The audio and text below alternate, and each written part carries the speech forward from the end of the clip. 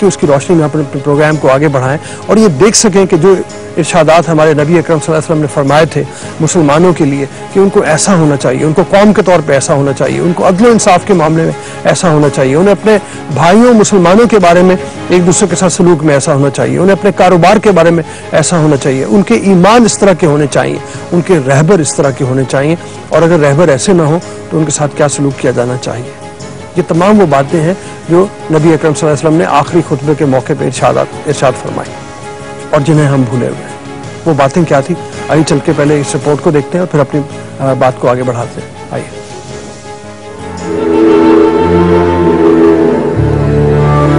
आदाब इंसानियत, मकसद जीस्त, मतमए आगही, रमूज़े कायनात और असरारे ज़ाते जल्ला जलाल को पाने के लिए इब्ने आदम की तगो-दो उस दानाए सुबुल मौलाए कुल खत्मुर रसूल की एहसान मंद है जिसने 6ठी सदी ईस्वी में अरब के रेगजारों में जन्म लिया।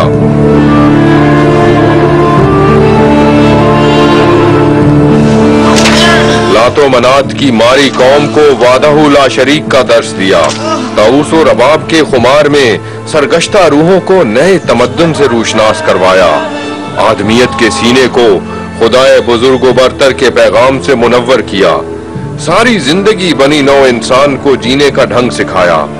रवादारी, बर्दाश्त, दरगुजर और नेक नियति को एहसन गर्दाना, जबर और इंतकाम लेने की रविश को खत्म किया, मसावात का दर्स दिया और एक का माल दूसरे पर हराम जाना, जबानों रंगो नस्ल की तफरीक को इंसानी वस्फ का दुश्मन समझा, एक खुदा के सामने झुकने का पैगाम दिया ताकि इंसान समाज में मौजूद कई खुद साख्ता खुदाओं की चौखट पर सर न फोड़ता फिरे।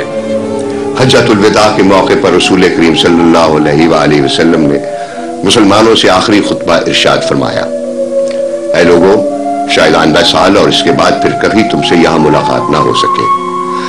जो तुम्हें गरीब है उन्हें वही खिलाओ जो तुम खाते हो, वही पहनाओ जो तुम पहनते हो, कि सबको अल्लाह ही की तरफ लौटना है और वो तुमसे तुम्हारे अमाल का हिसाब लेगा। जो मौजूद है उन्हें बता दे जो मौजूद नहीं। तुम सब एक आदम की औलाद हो और तुम में सबसे बेहतर वो है जिसे अल्लाह का खौफ है। जो चीज मैं तुम में छोड़े जा रहा हूं वो चीज निहायत वाज़ेह और रोशन है, और वो है अल्लाह की किताब और उसके रसूल की सुन्नत। अगर उसे मजबूती से पकड़े रहो तो कभी ठोकर ना खाओगे। अजमत तो देखिए कि दुश्मनों और मुखालिफों से भी खंदा पेशानी से मिलते,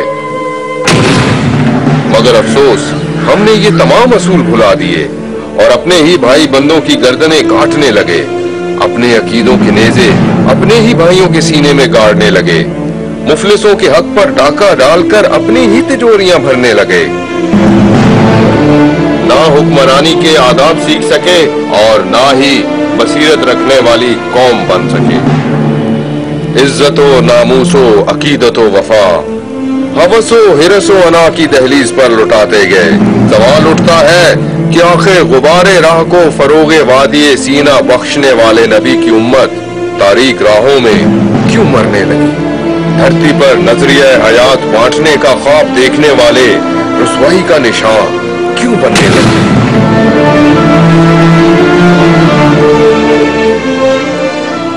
जी, आपने रिपोर्ट देखी। हमारे साथ इस वक्त शरीक हैं इब्तिसाम इलाही ज़हीर साहब, आलिम दीन है। आपके साथ तशरीफ रखते हैं सैयद असद आलम नकवी साहब, आलिम दीन है। आप भी इस्लामाबाद से खास तौर पर तशरीफ लाए हैं। हमारे साथ थोड़ी देर में साहबजादा मोहम्मद फजल करीम साहब, चेयरमैन सुन्नी इत्तेहाद काउंसिल और सदर मरकजी जमीयत उलमा पाकिस्तान भी होंगे, और इंशाअल्लाह ताला थोड़ी देर में हमें ज्वाइन करेंगे जावेद अहमद गामदी साहब भी, जो आलिम दीन है।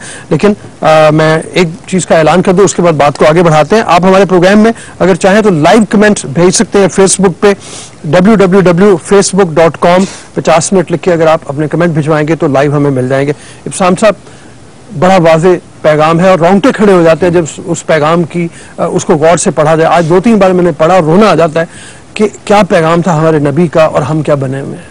जिस कौम बनने के लिए वो हमें पैगाम दे रहे हैं, हम वो कौम नहीं है। जिस तरह के लीडरों की वो बात कर रहे हैं, हमारे लीडर वैसे नहीं है, और फिर हम उन्हीं को बार बार चुनते हैं। जाली डिग्रियां, ये हर हिर्स, तमा, लालच इतना हमारे अंदर पैदा हो गया है कि जिसकी कोई मिसाल नहीं मिलती। ये क्या है? क्या हम नबी के पैगामात को ही भूले हुए हैं? हम भूल के क्या अपने आप को मुसलमान कहने के हकदार भी हैं? देखें जी, बुनियादी तौर पर बात है कि अल्लाह ने कुरान में एक बात की है नबी अलैहिस्सलाम की दाते गिरामी के हवाले से। अल्लाह तबारक व तआला ऐलान फरमाते हैं, फलयहज़रिल्लज़ीना युखालिफूना अन अम्रिही अन तुसीबहुम फितना औ युसीबहुम अज़ाबुन अलीम। जो मदीने वाले के अहकामात, उनकी अहादीस, उनके सारे के सारे चार्टर को, उनकी कमांडमेंट्स को नहीं मानते, दुनिया का फितने का निशाना बनेंगे।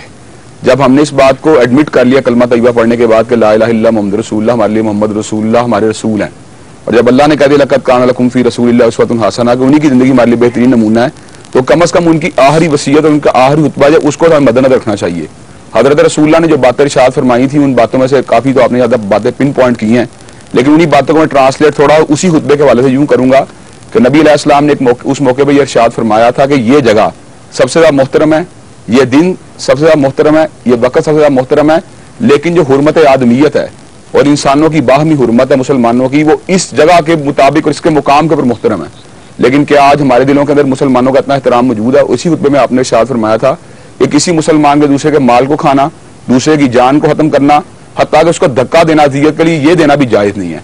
तो मैं ये बात समझता हूँ कि आज हजरत रसूलुल्लाह सल्लल्लाहु अलैहि वसल्लम के अहकामात को चूंकि हमने मस्जिद तक महदूद कर दिया है, या हमने उनके सिर्फ इरशादात को एक थ्योरी की हद तक लिया है, प्रैक्टिकली हम उनको फॉलो करने के लिए तैयार नहीं है, तो ये सारा का सारा ज़वाल उम्मत जो आज हम देख रहे हैं, उसकी असल वजह यही है कि हजरत आका अलैहिस्सलाम की जो बातें हैं वो हमारे सामने नहीं है।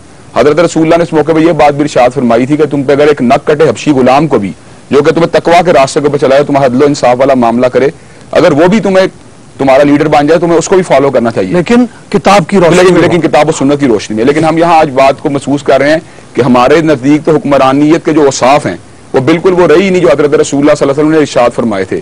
आज हमारे नजदीक जो कौन मोहतरम है जिसका बैंक बैलेंस ज्यादा है? आज हमारे नजदीक कौन मोहतरम है जो नेपोटिज्म के रास्ते पे चल रहा है?